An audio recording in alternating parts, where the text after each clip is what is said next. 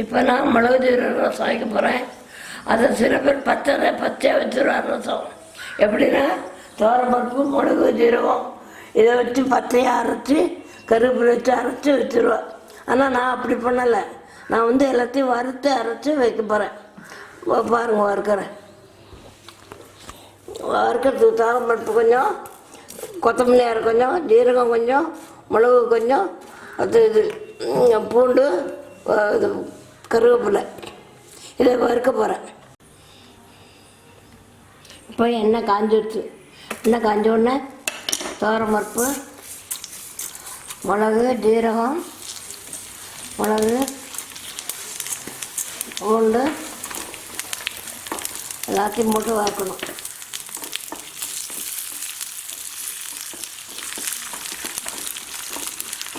எல்லாத்தையும் போட்டு வறுத்ததுக்கப்புறம் கொஞ்சம் திறந்ததுக்கப்புறம் கொத்தமல்லி அரை, இது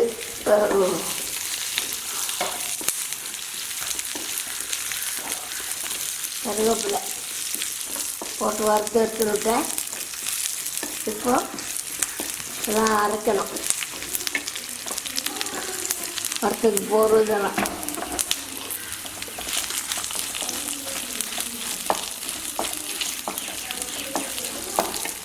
ரசம் வைக்க போகிறேன்.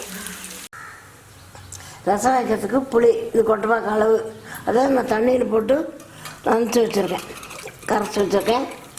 இதுக்கு தேவையான பொடி, உப்பு, மிளகா, இது பெருங்காயம், கருவேப்பிலை, கொத்தமல்லி.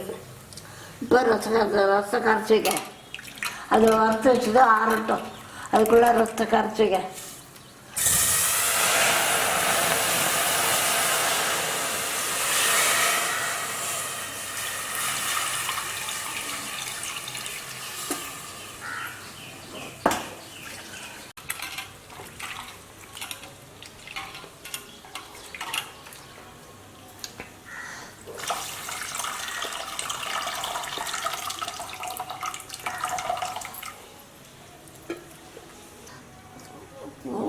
ஸ்பூன் மிளகாப்பொடி,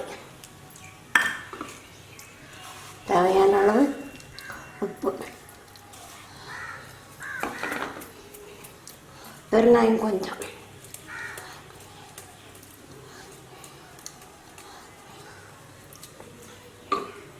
ரசம் கொதிக்கட்டும். தக்காளி பழத்தை நறுக்கி போடுறேன். ரசம் கொதிக்கட்டும். அதுக்குள்ளே அரைச்சிடுவேன். ரசம் கொதி வந்துட்டு தக்காளி பழத்தை போடுறேன். அரைச்சி வச்சுருக்கேன் தக்காளி பழத்தை போட்டு 3 தக்காளி பழம் அரைச்சி வச்சுருக்கேன். இதுவும் சேர்ந்து கொதிக்கிறதுக்குள்ளே நம்ம அதை அரைச்சின்னு வந்துடும். இன்னும் கொஞ்சம் கொதிச்சா போகிறோம். ரசம் கொதிச்சுட்டோன்னா ரசத்துக்கு நான் அந்த ரத்து வச்சதெல்லாம் அரைச்சிருக்கேன். அது விழுதாக அரைக்காமல் நிறையா தண்ணி விட்டு அரைச்சிக்கலாம். நமக்கு ரசம் எவ்வளோ தேவையோ அத்தனை தண்ணி விட்டுக்கலாம். தண்ணி விட்டு அரைச்சிட்டேன்னா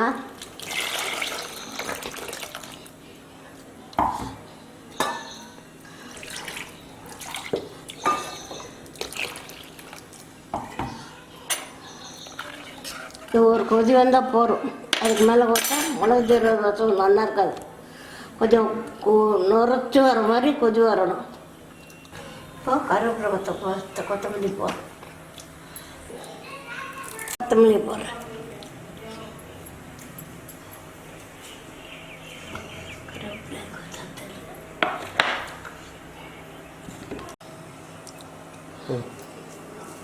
கருவேப்பிலை நிறையா போட்டால் நல்லா இருக்கும் ரசம்.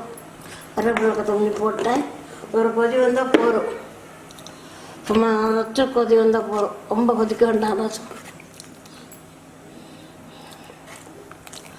எல்லோரும் பச்சையாக இருக்கிறது பருப்பு, மிளகு, ஜீரகம் எல்லாத்தையும் பச்சையாக அரைச்சி வைப்பேன். நான் எல்லாத்தையும் வறுத்து இது ஒரு ரசம். இதுவும் மிளகு ஜீரக ரசம் தான்.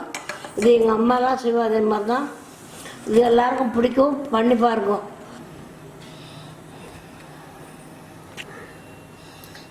நுரைச்சுன்னு வந்துடுது ரசம். இது செஞ்சு பாருங்க. இதுவும் மிளகு ஜீரக ரசம் தான். செஞ்சு பாருங்க. வாய்க்கு ருச்சியாக இருக்கும். அந்த மழை நாளைக்கெல்லாம் இது ரொம்ப நல்லது. சளி பிடிச்சா மழை நாளுக்கு தான் அது ரொம்ப நல்லது. செஞ்சு நல்ல வாசனையாகவும் இருக்குது. செஞ்சு பாருங்க.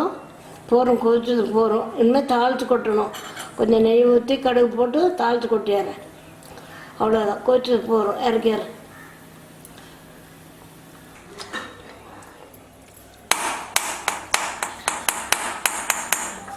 கொஞ்சம் நெய் போட்டு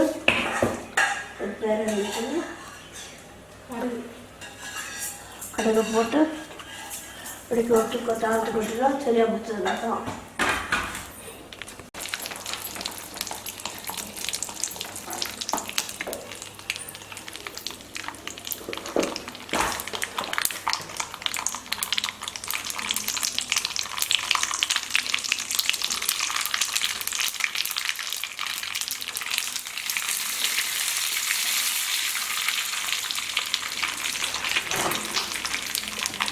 அடுப்பு வச்சுட்டு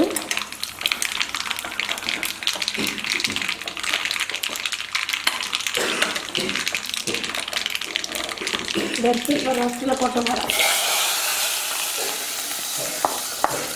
நெய் ஊற்றி தாளித்து வச்சோன்னா ரசத்துக்கு ரசம் மனமாக இருக்கும், நல்லாவும் இருக்கும் சாப்பிட. நெய் ஊற்றி தான் ரசம் தாளித்து ஊற்றுறோம்.